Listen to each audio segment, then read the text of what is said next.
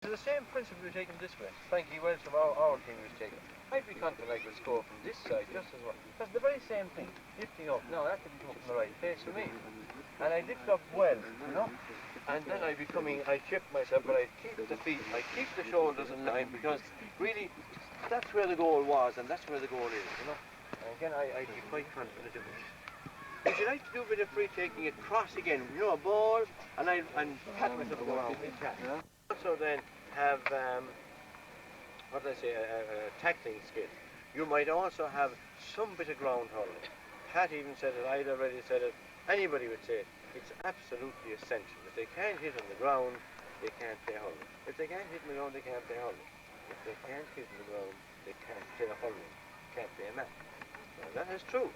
You see how often. You are playing today at the Moss. I was here. How many times you couldn't count, I know, but I bet there were many times when a fellow lifted and he was either hoop or block. I'm not saying against lifting. Oh God, don't get me wrong. I'm only saying if you can't hit on the ground, and there are times when you simply must. If you can't hit on the ground, you can't play a match. There's nothing so awful as to be limiting your team and depending on lift, run, pass. I mean, that's terrible. Or like Anthony Cunningham, was that his name, in the Holland, who should have been marking Johnny, and said to hit the ball in that way. And then when Anthony got past, what did he do? He went into a corner, right into a corner where there's no angle, and tried to hit it over the bar. Now, I mean, anybody who lets that kind of thing happen too has a responsibility, I suggest. Of course, the real reason is he couldn't turn hit from his left, I suspect. Now, that's sad, isn't it? Not for Cork, but it's sad for him, and for Galway. And as for hurling in general, that the lack of skill is there. That's your fault, my fault, everyone's fault. If you have anything to do with kids, just to recap what I said this morning, get them to hit left and right. I have no. You will have one. Don't worry. You'll have one. I'll show you. You'll have a left and you have a right, and you can hit it left or right. Because if you're playing right half out, there's no way you're going to be allowed hit from the right side too often. Because the back, look, when you think of it, your Pat is playing right half forward. I am on Pat. I only have to shadow Pat, and he'll have to turn into me to hit, won't you, Pat? And I'm ready. I'm sorry, but I'm ready to. Whereas if Pat could dummy me and turn inside, I'm caught if he could hit from his left side, you know. And if you're playing right full forward and have no left side, I'm afraid you're going to be out of business very often. You can't depend on running in and hand passing into the net, as Galway did against Kilkenny, against slower backs. Cork were ready for them, and they made sure they were ready for them. They did a bit of talking, thinking, watching video to see what were Galway trying to do. A thing I often do when I want to complain of things. See, what are they trying to do? What are they trying to do? What's their plan? Are they telling me through one man? You know, or whatever it is, you know. Now, what else did we do, lads? We did the lifting. If you don't go down the lift, you won't make a proper lift. You can lift with one or two hands, but you've got to have control over your stick. Because if you haven't, you won't have control over the ball. So the hurley mustn't be too big, heavy, light. It can be light or short, but not too long or heavy. What else did we do? We did a bit of hand pass.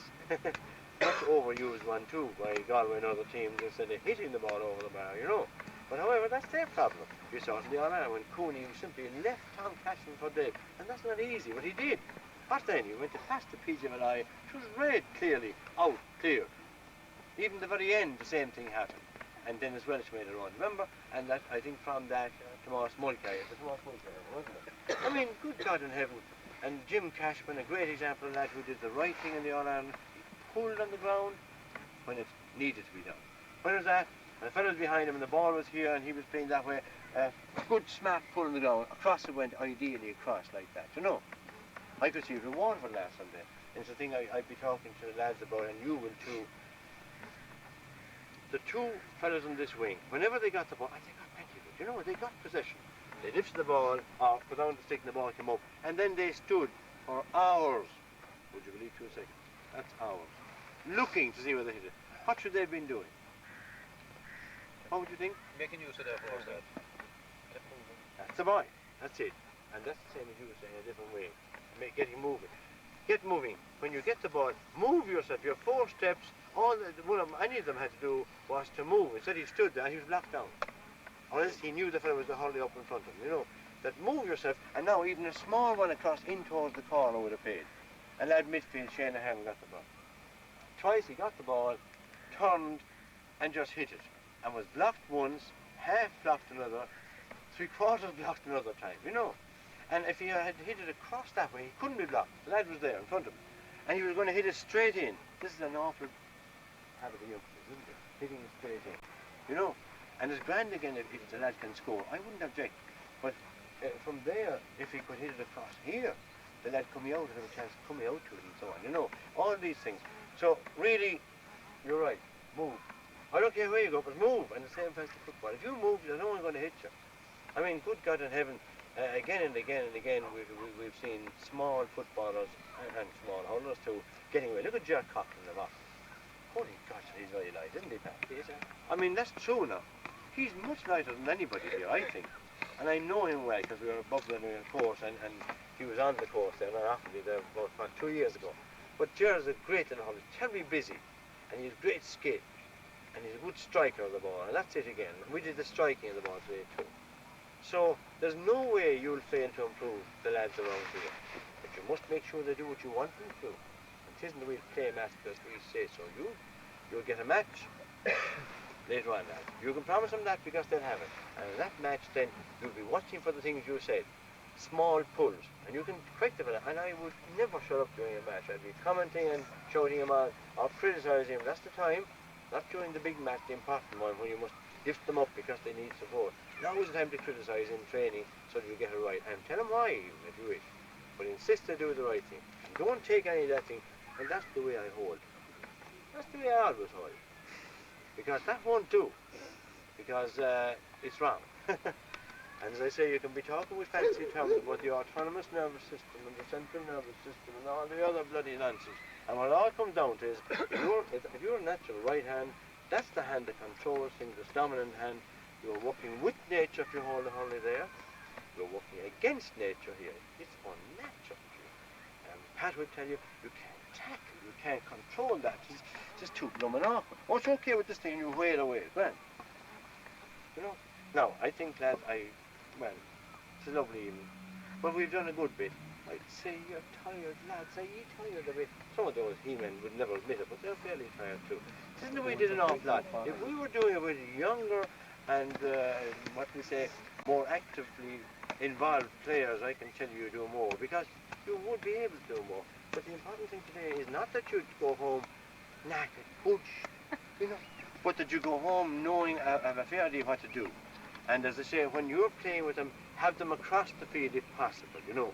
That way you can move up and down and you'll see. If you have a lazy fellow, what do you want to do about him?